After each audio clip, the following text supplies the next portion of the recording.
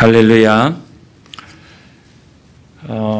예수님의 그 신성과 인성이 그 한 인격 안에 존재한다라고 하는 것을 설명하기가 참 어려워요. 그렇죠? 그 가장 가까운 설명을 해도 그게 정확한 설명이 될 수 없고, 그 신비한 그 예수님 안에 있는 그 두 가지 속성에 대하여 잘 설명하기란 대단히 어려운데, 얼마 전에 제 그 동료 목사님, 동기 목사님 한 분이 그 양자역학이라고 하는 어떤 그 영상을 잠깐 올려줬어요. 제가 그걸 보니까 예수님의 그 신성과 인성이 한 인격 안에 존재한다라고 하는 것을 저렇게 설명하면 되겠구나 하는 생각을 제가 가져서 먼저 영상을 한 45초 한번 보겠습니다. 입자이면서 파동이라니. 빛의 정체를 둘러싸고 입자설과 파동설은 뜨겁게 싸워왔다. 빛의 분속은 파동이라느니 입자라느니 엎치락뒤치락 하였으나 어느 하나로만 할 경우 설명되지 않는 현상들이 많았다. 결국 빛은 파동이면서 입자인 이중성을 갖는 것이다. 그런데 입자이면서 파동이라는 것이 뭐가 그렇게 큰일이야? 입자는 어떤 시간의 한 장소에 존재하므로 위치와 속도 등 운동을 정확히 기술할 수 있다. 그러나 파동은 정확한 위치를 알 수 없다는 것. 입자와 파동은 전혀 닮은 곳이 없는 달라도 너무 다른 속성이다. 마치 너 여자야 남자야? 나 여자였다가 남자이기도 해. 저게 무슨 소리라냐? 네. 그 빛이라고 하는 것은 그 입자로 되어져 있다는 거예요. 입자. 그러니까 여러분, 이 공간 안에, 이렇게 시공간 안에 입자는 제한적이에요. 캄캄한 밤중에도 우리가 들어와서 불을 딱 켜면 빛의 입자가 쫙 나타나 가지고 이 공간만 밝아지는 거예요. 여기서 켰는데 다른 데 가가지고 밝아지거나 그러진 않습니다. 그래서 어떤 그 위치나 그 속도를 알 수가 있다. 스위치를 딱 눌러가지고 잠시 후에 시간이 조금 지나는 사이에 빛이 쫙 이렇게 발광하는 걸 우리가 볼 수가 있죠. 그런데 또 빛은 파동으로 되어져 있다. 그러니까 시공간의 제한을 받지 않고 이 시공간의 제한을 뚫고 들어오는, 그래서 어떤 그 위치나 속도를 우리가 다 잘 이해할 수가 없다. 그래서 빛이라고 하는 것은 이 두 가지로 되어 있다. 입자이면서 파동이고 파동이면서 입자이다. 그런데 그게 성경의 말씀에 있더라고요. 여러분, 성경에도 보면 창세기 1장 3절에 있는 말씀 한번 보겠어요. 창세기 1장 3절의 말씀에 보니까 이렇게 되어 있어요. 하나님이 이르시되 빛이 있으라 하시니 빛이 있었고, 그 전에는 뭐였어요? 흑암이었잖아요. 근데 하나님이 말씀하셨어요. 빛이 있으라 라고 했더니 빛의 어떤 입자가 쫙 이렇게 발광을 하기 시작해가지고 거기가 환해졌다는 거죠. 그렇죠? 그런데 또 요한복음 1장 4절에 있는 말씀을 보겠어요. 다 같이 시작. 그 안에 생명이 있었으니 이 생명은 사람들의 빛이라. 그 빛 안에 어떤 에너지가 있고 어떤 그 생명의 파동이 있는데 그것이 사람들에게 이렇게 비추인다, 이런 말이죠. 그래서 그분을, 모든 사람들을 살리는 그분을 우리가 뭐라고 얘기하느냐? 그분을 바로 예수님이다. 요한복음 1장에서는 이제 그렇게 설명하고 있습니다. 하면은 빛의 입자는 시공간의 제한을 받는다고 그랬어요. 그거는 뭐하고 비슷하냐면 예수님의 인성하고 비슷하잖아요. 예수님은 특정한 시기에 태어나셨다가 이 세상에 존재하셨다가 승천하셨어요. 또 그 파동이라고 하는 것은 어떤 에너지와 어떤 능력이나 이런 것이라고 이야기할 수 있어요. 그런데 예수님의 신성은 공간을 초월합니다. 그렇죠? 나중에 부활하시고 난 다음에 당신의 제자들을 만나러 들어오실 때도 그냥 벽을 통과하고 이렇게 들어오시지 않습니까? 이걸 생각해 보면 그 제한적인 인성과 그 다음에 그 제한을 통과하시는 그 신성이 예수님 안에 같이 있으시다라고 하는 것을 우리가 아까 조금 전에 봤던 양자 역학을 통해서 생각해 보면 예수님이 저렇게 신성과 인성이 한 인격 안에 존재하시고 있구나 하는 것을 이해할 수가 있다는 것이죠. 오늘 이 시간에 우리가 함께 공부하려고 하는 것은 뭐냐면 그리스도와 율법에 대한 거예요. 지난 시간에 우리가 성육신 공부했잖아요. 하나님이 인간이 되셨다. 그래서 인간이 되셔서 세상에 내려오시고 난 다음에는 하나님께서 온 우주 공간에 만들어 놓으신 그 율법에 복무를 해야 됩니다. 인간인지라 복종을 해야 됩니다. 다시 말하면 하나님이셨을 때는 율법을 제정하셨던 분이 인간의 몸을 입고 세상에 내려오셨을 때는 본인이 제정자이시면서도 그 모든 율법을 다 지켜야 되는 율법의 복종자이셨다는 거예요. 그런데 성경에 과연 예수님께서는 하나님 말씀하셨던 모든 율법을 다 지키셨느냐? 이게 이제 하나 중요한 거고, 왜 그 율법의 제정자가 인간의 몸을 입으시고 세상에 내려오셔서 그 모든 율법을 다 지키셔야 했느냐라고 하는 것이 오늘 저와 여러분이 함께 공부하려고 하는 가장 중요한 그런 핵심입니다. 먼저 우리가 이해할 수 있는 것은 뭐냐면, 예수님은 율법을 폐기하시러 오신 분이 아니시라는 거예요. 그러니까 어떤 분은 그런 얘기예요. 우리가 예수만 믿으면 되지 하나님의 말씀인 율법을 다 지켜 행해. 그러니까 그러지 않아도 돼. 그 말은 맞는 말이기도 하고 그 말은 자칫 잘못하면 오해를 불러일으킬 수 있는 말이라는 하는 거예요. 여러분, 예를 들어 보면 율법은 우리를 구원하지 못합니다. 율법은 우리를 구원하지 못해요. 그럼에도 불구하고 예수 그리스도라고 하는 다리를 건너면 우리는 율법의 의가 요구하는 그런 수준에 이를 수 있어요. 하나님의 의의 수준에 이를 수 있어요. 그리고 구원받을 수 있어요. 그러니까 율법을 다 지켜서 구원받는 사람은 세상에 없어요. 그런데 예수 그리스도라고 하는 다리를 통해서 우리가 율법이 원하는 그 의에 이를 수 있고 하나님께서 원하시는 그 하나님의 의에 이르러서 우리는 구원받을 수가 있다는 거예요. 여러분, 그게 성경 말씀 가운데 있는데 마태복음 5장 17절로 18절에 있는 말씀을 한번 보겠습니다. 마태복음 5장 17절로 18절에 있는 말씀, 다 같이 시작. 내가 율법이나 선지자를 폐하러 온 줄로 생각하지 말라. 폐하러 온 것이 아니요 완전하게 하려 함이라. 진실로 너희에게 이르노니 천지가 없어지기 전에는 율법의 1.1획도 결코 없어지지 아니하고 다 이루리라. 이렇게 말씀하고 있잖아요. 그러니까 예수님은 절대로 율법을 폐하기 위해서 오신 분이 아니라 예수님은 율법을 완성시키러 오신 분이다. 만약에 율법이 없다라고 생각해 보세요. 죄가 무엇인지 우리가 인식을 하지 못합니다. 내가 죄인이라고 하는 각성을 할 수가 없어요. 안 그래요? 율법은 이거 하지 마라, 하지 마라, 하지 마라, 하지 마라. 이거는 해도 된다, 된다, 된다, 된다. 그렇게 말씀하고 있기 때문에 그 율법은 하나님의 모든 명령이잖아요. 명령.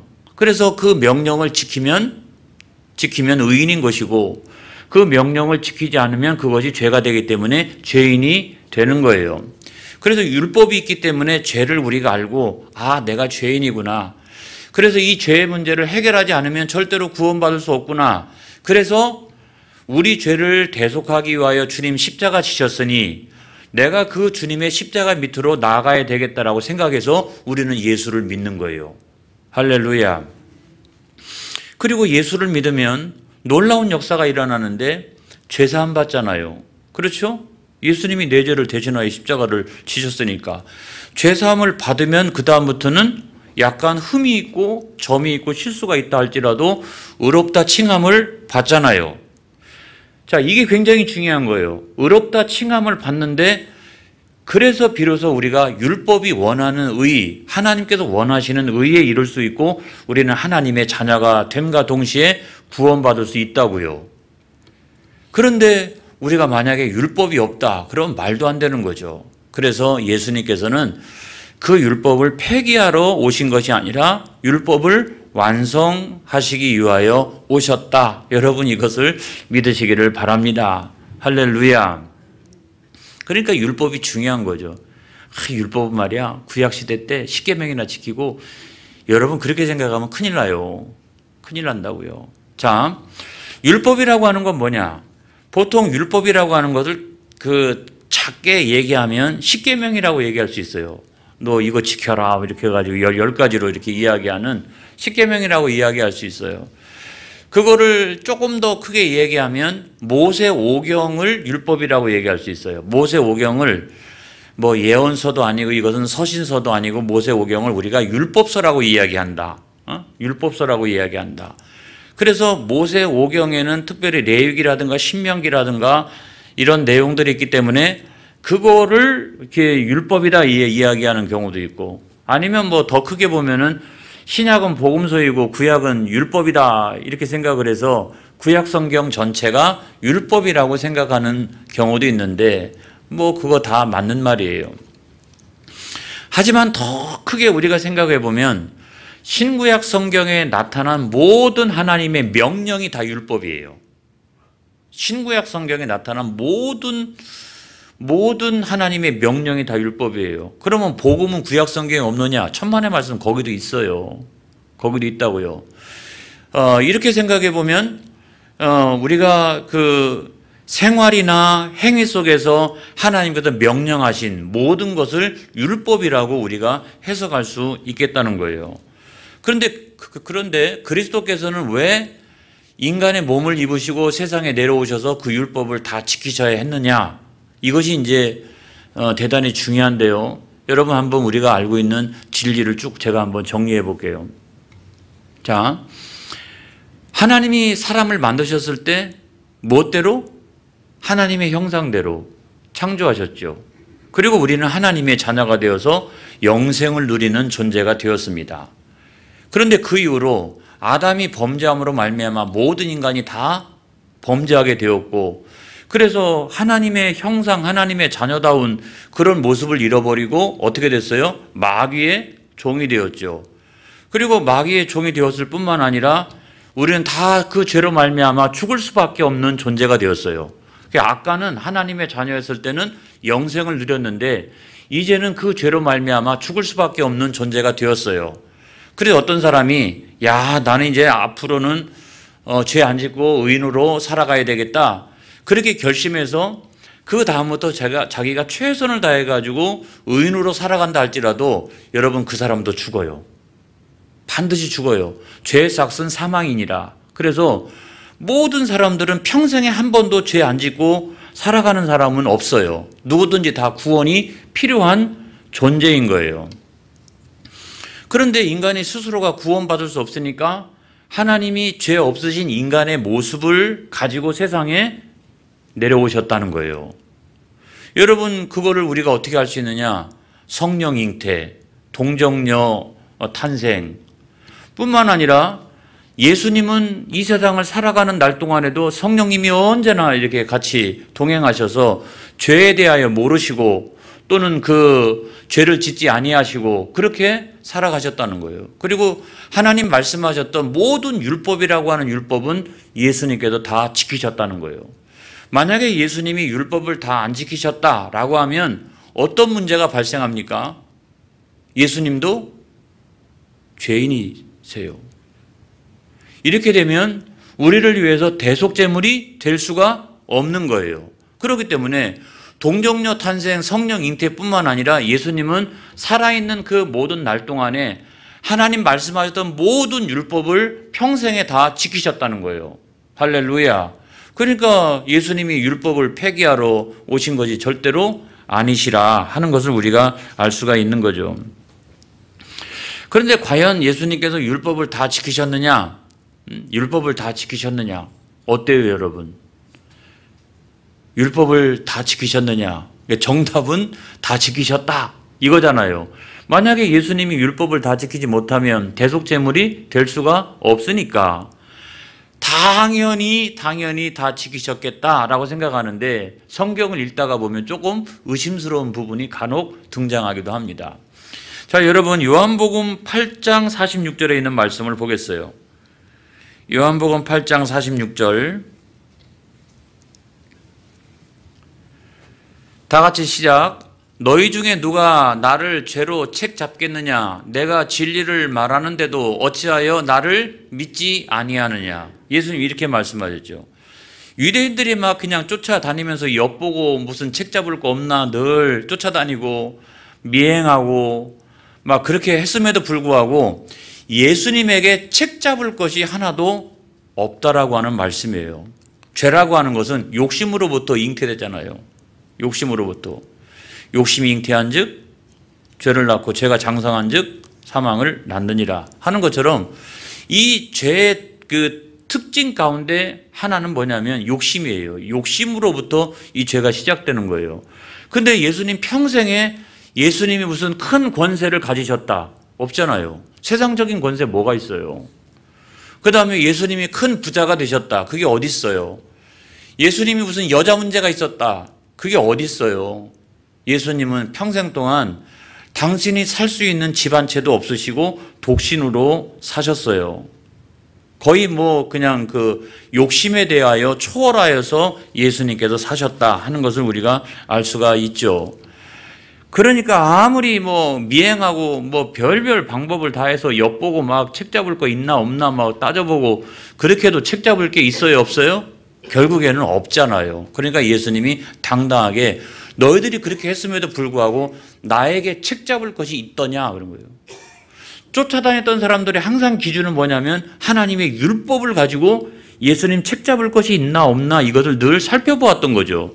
그럼에도 불구하고 책 잡을 것이 없었노라고 예수님 당당하게 말씀을 하시고 있는 거예요. 그런데 우리가 성경을 읽다가 보면 성전 숙청을 하시는 그 장면에 보면 예수님이 막 그 불법적인 일에 대하여 막 폭력을 행사하시고 막 상을 뒤집어 엎고 말이죠. 예수님이 막 그렇게 분노하시는 그런 장면이 나와 있어요. 이걸 보면은 예수님께서 율법을 어기신 거 아니냐. 우리가 이렇게 생각할 수 있는데 그것도 여러분, 그런 정당성이 있느냐 없느냐를 우리가 생각해 볼 때는 누가 누구에게 했느냐, 왜 했느냐, 어떤 목적으로 했느냐, 그거를 우리가 따져봐야 되는 거죠. 그런데 예수님은 하나님의 아들이시잖아요. 이 성전의 주인이시잖아요. 안 그렇습니까? 그리고 누구에게 상을 뒤집어 엎고 했습니까? 그때 당시 재물을 정상적으로 이렇게 팔면 그거는 상관없어요. 재물을 정상적으로 팔아야죠. 먼 데 사는 사람들은 그 소를 끌고 오고 나귀를 끌고 오고 그렇게 할 수 없으니까 성전 그 주변에는 시장이 형성되어지고 정당한 가격으로 서로 이렇게 교환하고 그렇게 하는 것이야 그거는 상도리에 있어서도 큰 문제가 없는 거죠. 근데 문제는 뭐냐면 그 주변에 그거를 독점적으로 해가지고 아주 그냥 엄청난 폭리를 취하고 이제 그렇게 되는 것 자체가 문제이기 때문에 그들은 아주 이 불법적인 그런 상도리가 없는 이런 사람들이었단 말이죠. 그렇기 때문에 그거를 뒤집어 엎었다고 하는 것은 그건 뭡니까? 그거를 정결하게 한 거죠. 그거를 깨끗하게 한 것이라고 이야기할 수가 있어요. 그래서 성전은 어떤 집이다? 기도하는 집이다. 그런데 예수님 뭐라고 말씀하셨어요? 강도의 소굴로 만들었다. 그래서 강도의 소굴을 기도하는 집으로 만드는데 이게 무슨 문제가 있어요, 여러분? 기도하는 집을 강도의 소굴로 만드는 것이 문제가 있는 거죠.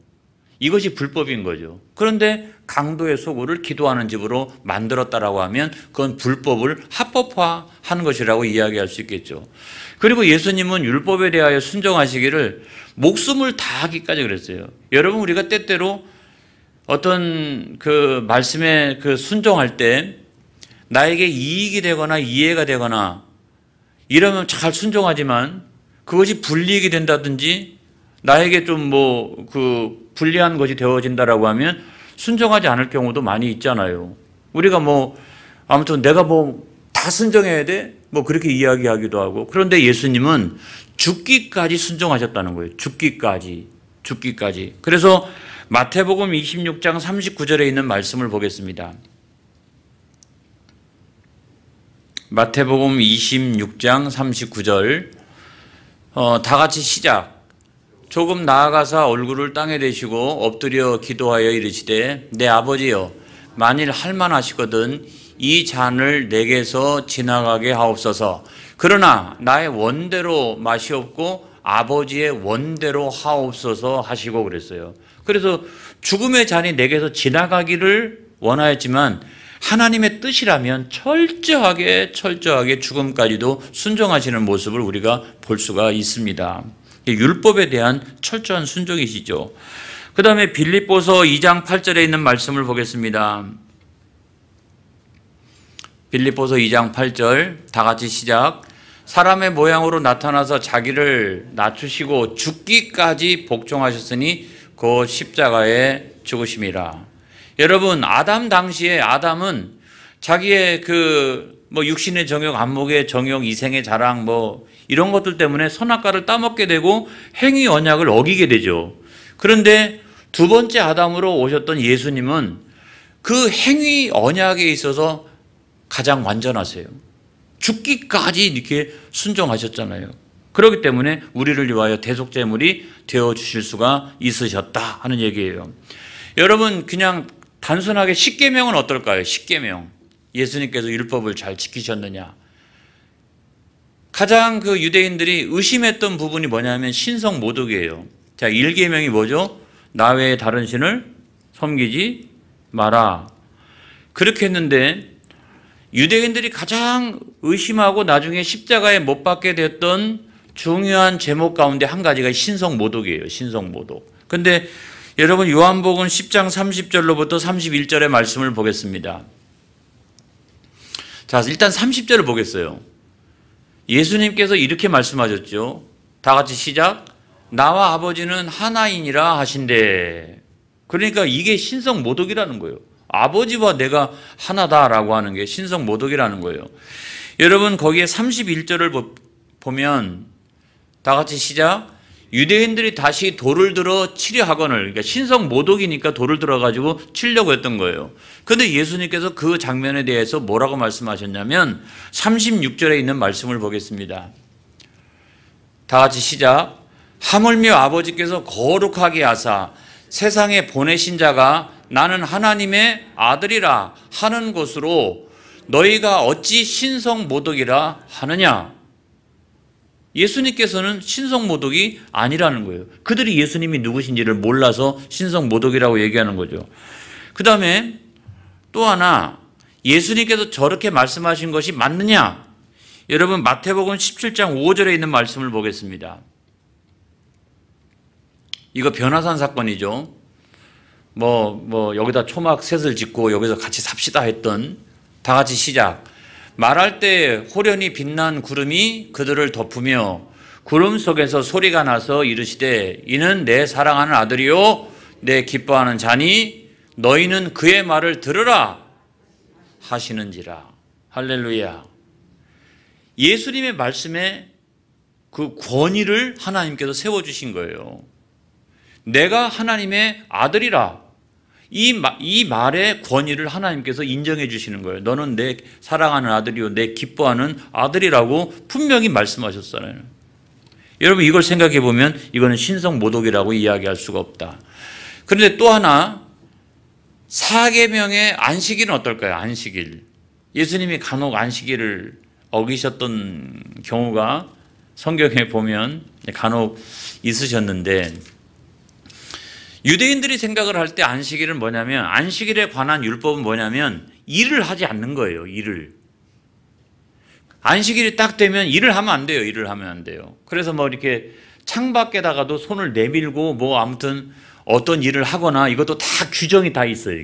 규정이. 안식일에 관한 어떤 율법이 다 있다고요. 어디까지는 허용되고 어디까지는 허용 안 되고 하는. 그런데 예수님께서 늘 말씀하셨던 것처럼 그 안식일이 됐는데 구덩이에 소가 빠졌다라고 하면 그 유대인들도 쫓아가가지고 그 소를 구해갖고 오더라 이런 말이에요. 이러면서 내가 안식일에 병든 자의 병을 고친다라고 해서 너희들이 지금 안식일의 율법을 가지고 나한테 이야기할 거냐? 너희들은 제사상에 손해만 생기면 안식일이라 할지라도 쫓아가가지고 그걸 구해내고 찾아오고 그렇게 하면서 내가 안식일에 사람을 치유했다라고 해가지고 너희가 내가 안식일을 어겼다라고 이야기할 수 있겠느냐? 예수님께서 이렇게 말씀하셨죠. 오히려 예수님께서는 안식일에 사람을 치유하시면서 고쳐주시면서 안식일을 더욱더 풍성하게 하신 거죠. 그러므로 안식일을 어겼다라고 볼 수가 없다 이런 말입니다. 그 다음에 또 뭐가 있을까요? 5계명은 어떨까요? 5계명. 내 부모를 공경하라. 예수님께서 효도를 잘 하셨나? 근데 이것도 성경에 보면 이런 장면이 나옵니다. 어느 집에 가가지고 예수님께서 제자들하고 또 여러 사람들을 모아놓고서 복음을 전파하고 말씀을 가르치시고 있었을 때 예수님의 어머니와 동생들이 찾아왔죠. 그런데 예수님 뭐라고 말씀하셨어요? 누가 내 어머니며 내 동생들이냐 그랬잖아요. 그렇죠? 얼마나 당황스러운 말이에요. 그렇죠? 그런데 여러분 이 장면도 잘 생각해 보세요. 이 장면을 성경을 제대로 한번 읽어보게 되면 이렇게 되어 있는 거예요. 자, 지금 방 안에서 말씀을 가르치시고 있는데 제자가 나갔다 오면서 지금 바깥에 어머니하고 동생이 와 있다라고 일러준 거잖아요. 그러니까 그 얘기를 들으시는 순간 예수님께서는 그걸 설교의 주제로 삼고 하나님 나라에서 가족은 누구냐? 하나님 나라에서 가족이라고 하는 것은 누구냐라고 하는 걸 가지고 그 이야기를 듣자마자 하나님 나라에서의 가족이 누군가에 대하여 설교를 한 거예요. 그 성경 본문을 보면 예수님이 바깥으로 나가서 어머니를 향해서 손가락질을 하면서 누가 내 어머니며 내 동생들이냐? 여러분 예수님은 그렇게 하신 적이 없어요. 그렇게 하신 적이 없어요. 그리고 그거를 들리게 이야기하신 게 아니라 그 내부에서 하나님 나라에 있어서 가족은 누구인가를 예수님께서 말씀하셨죠. 그러니까 하나의 어떤 소재를 가지고 그걸 포인트로 삼아서 하나님 나라의 가족이라는 설교를 하신 거예요. 그렇기 때문에 절대로 예수님께서 불효자라고 이야기할 수 없는 거죠. 그 다음에 여러분 십자가에 달리셨을 때도 사도 요한한테 자기의 어머니를 부탁하는 장면 나오지 않습니까? 그래서 우리가 성지순례를 다녀왔을 때 에베소에 가면은 에베소에 사도 요한 교회가 있어요. 사도 요한 교회. 그리고 사도 요한 교회에도 저쪽 밑으로 보면은 마리아가 살았다라고 여겨지는 집이 나옵니다. 이렇게 그 사도 요한 교회에서 저깁니다라고 이렇게 알려준 적이 있어요. 알려준 적이 있다고요. 그래서 거기다가도 이렇게 교회당이 세워진 거로 제가 이렇게 기억을 하고 있습니다만은 이처럼 나중에는 사도 요한이 예수님의 어머니를 모시고 와서 에베소에서 집을 마련해 드리고 또 나중에 아무튼 소천하실 때까지 최선을 다해가지고 그렇게 섬겼던 것을 보면 예수님께서 부모를 공경하지 않았다? 천만의 말씀이죠. 천만의 말씀. 그러므로 어떤 걸 가지고 들이댄다 할지라도 예수님께서는 율법을 다 지키셨다. 할렐루야. 여러분들은 이와 같이 믿어야 되는 거예요. 예수님은 율법을 다 지키셨다. 그러므로 대속제물이 되실 수가 있으셨다. 이렇게 여러분들은 믿으시기 바랍니다. 자, 마지막으로 하면 우리가 언제 이 율법의 구속력으로부터 우리가 자유함을 누릴 수가 있느냐? 살아있는 날 동안에는요, 율법을 잘 지켜야 돼요, 여러분. 살아있는 날 동안에. 그거는 율법이 우리를 구원해가지고 내가 잘 지켜야 되는 것이 아니고 뭐냐면 율법은 하나님의 자녀다운 행위와 그 생활이 무엇인가를 우리에게 말씀해주고 있기 때문에 우리가 믿음의 덕을 세우고 세상에서 소금과 빛의 역할을 감당하기 위해서는 나는 구원받았으니까 됐지 뭐. 하나님 말씀 율법 나 안 지켜도 돼. 그러면 큰일 난다고요. 그러면 어떤 문제가 발생합니까? 하나님의 자녀다운 행위와 생활이 없잖아요. 없잖아요. 그러므로 우리가 생명 있는 날 동안에는